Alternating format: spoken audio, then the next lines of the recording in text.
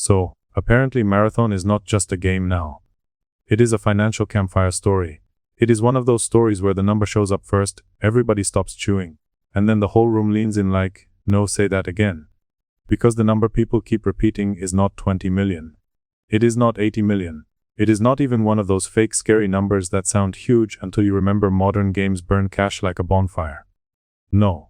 The number attached to Marathon is over $200 million. And, according to Paul Tassi, the real number is likely over 250 million. Before ongoing support. Before future content. Before the live service machine starts eating through money every month, like it found an unlocked fridge.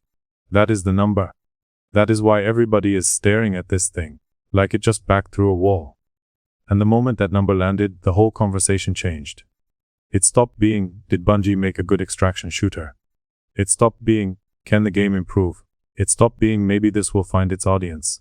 The question became much uglier and much simpler. How did this cost that much? That is the killer. Because if you tell people a game cost $250 million, they are going to expect something that feels massive. They are going to expect scale, polished content, spectacle. They are going to expect the kind of game that makes people say, okay, I see where the money went. What they do not want is a game where the budget shows up first, and the audience has to start doing forensic accounting in the comments. And then the revenue side shows up and somehow makes the story worse. Now, to be careful, this part is not an official Bungie filing. These are analytics estimates, that matters. But the estimate making the rounds is around 1,200,000 copies in 3 weeks, and roughly $55 million in revenue. And Tassi said Forbes had heard, through a source near Bungie, that the figures were close to reality. Close to reality is not exact. It is not a formal company statement. But it is more than random internet fan fiction. Because now the math starts doing violence. If the budget is over 200 million, and maybe over 250 and early revenue is only around 50 to 55 million, then no, the launch has not even remotely paid the thing back. Not close. Not in the same zip code. That is not me slapping a doomsday label on it. That is just the brutal difference between a gigantic reported cost and a much smaller estimated early return. The calculator is not being mean. The calculator is being honest. And that is when the commentary shifts from interesting to, oh, this is why people are angry. Because people are not just reacting to bad-looking math. They are reacting to a feeling. A very specific feeling. The feeling that somebody spent mansion money and delivered a condo. That is the emotional core of the backlash. Not just, sales are underwhelming. Not just, Steam numbers look soft. It is the far more poisonous reaction of, wait, this is the thing you spent that much on. That is the part that makes a story spread. Big budget plus middling reaction is one story. Big budget plus player disbelief is another story entirely. Once people start saying, I do not see the value, the conversation gets radioactive fast. And that is exactly what happened. A lot of the reaction, especially on forums, was not subtle. It was people flat out asking how a game that looks limited in scope, at least to them, could possibly carry a $200 million plus budget. That is why the backlash does not read like ordinary launch criticism. It reads like outrage, mixed with confusion. The audience is not just saying, I do not like it. The audience is saying, explain the invoice. That is much worse. Because if players merely dislike a game, you can patch it, rebalance it, add content, run events and push updates. We have seen that happen before. But when the public starts treating the budget itself like the punchline, you are fighting a different war. Now, every flaw gets priced, every missing feature gets priced, every weak first impression gets priced. Suddenly it is not just this mode feels thin. It is, this mode feels thin for a game that reportedly cost $250 million. That extra clause murders you, every time. And naturally, because this is the internet and nobody can stay on one target for more than 6 seconds, the criticism immediately widened from Bungie to Sony.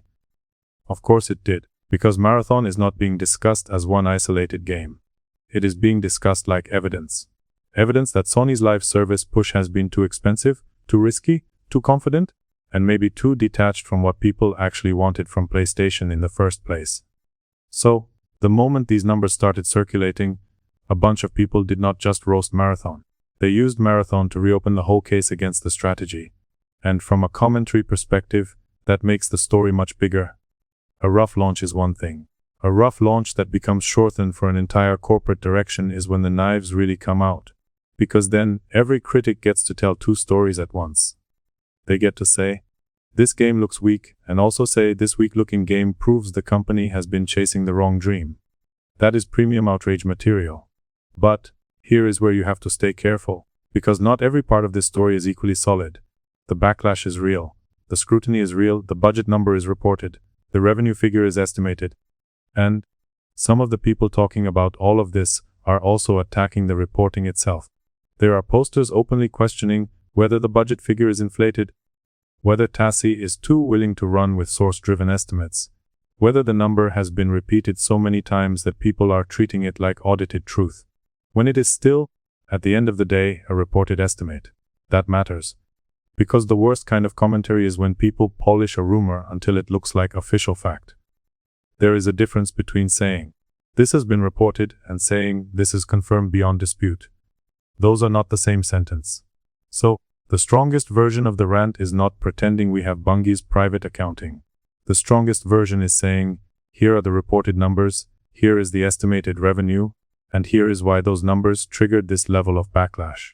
That version is stronger because it does not need exaggeration. It already sounds bad enough. Then you get the Steam numbers, which always end up becoming internet court evidence within 10 seconds of existing. And yes, that added even more fuel. Because when people already believe a game had a massive budget, they start reading every player count stat like it is a medical chart. Every dip becomes a symptom. Every lower than expected peak becomes a diagnosis. So, when people saw Marathon sitting around 20,000 concurrent users on Steam, and saw that contrasted with earlier peaks, it did not prove failure on its own. Steam is one platform. Concurrency is one metric. Early fluctuations happen. Context matters. But the internet does not care about your responsible footnotes when a graph slopes the wrong way. The reason those Steam figures matter is not because they settle the case. They matter because they support the mood. People see a giant reported budget, then they see lower-looking player counts, and suddenly the narrative writes itself. Expensive game soft launch, worrying trajectory. Whether that becomes the final truth long-term is another question. But, in the first wave of public reaction, perception hits first and nuance limps in later. And poor nuance never catches up. That is why the comparisons started showing up almost instantly. People were trying to speed-run the postmortem. The phrase "another Concord" started floating around, because once a live service game looks shaky, the internet cannot resist dragging out the nearest corpse and pointing at it. It does not matter whether the comparison is precise. People love a failed example analogy, because it lets them skip the middle steps and jump straight to the cautionary tale. But Bungie, at least publicly, is not talking like a studio preparing a funeral. Quite the opposite.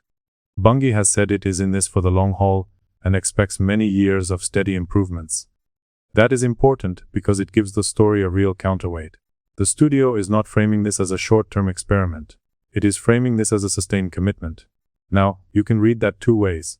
The hopeful reading is that Bungie knows live service games can grow, stabilize, recover, and evolve. That early turbulence is not destiny. The cynical reading is that long haul sounds noble, right up until somebody has to keep paying for the haul. And that is where the real fear lies. Not in launch revenue alone. Not in 1 week of forum panic. The real fear is retention. Because that is the thing a live service game cannot fake for long. You can market around a weak launch. You can patch. You can improve onboarding. You can add modes. You can run events. But if people do not stay, none of that matters. If the audience drops too hard or too fast, the whole model starts wobbling. Then the game is not just trying to become good. It is trying to become good while proving it can remain populated enough to justify its own existence. And players clearly feel that. The community anxiety is not just "I am disappointed." It is, will this thing still feel live later? That question poisons everything. Matchmaking, competitiveness, confidence, spending. Because once people start worrying that a live service game might not hold its crowd, they hesitate. They stop investing time. They stop inviting friends. They stop buying into the promise. So no, the cleanest version of the story is not "financial disaster confirmed." That is the lazy headline version. The stronger version is colder. Marathon is an expensive launch under immediate and unusually intense scrutiny. That is the real story. A reported budget north of 200 million, possibly north of 250. Estimated early revenue around 50 to 55 million. Public reaction dominated by disbelief over perceived value. Steam performance adding support to the underperformance narrative. Broader criticism of Sony's live service direction attaching itself to the game. Bungie insisting it is committed for years. Community fear focusing on retention more than anything else. That is enough. You do not need to decorate it with fake certainty. You do not need to scream confirmed catastrophe. The story already lands without all that. Because the most brutal version of this is not that Marathon is definitely dead. The most brutal version is that people are already asking whether it ever made sense at this cost, and that is a much harder question to patch.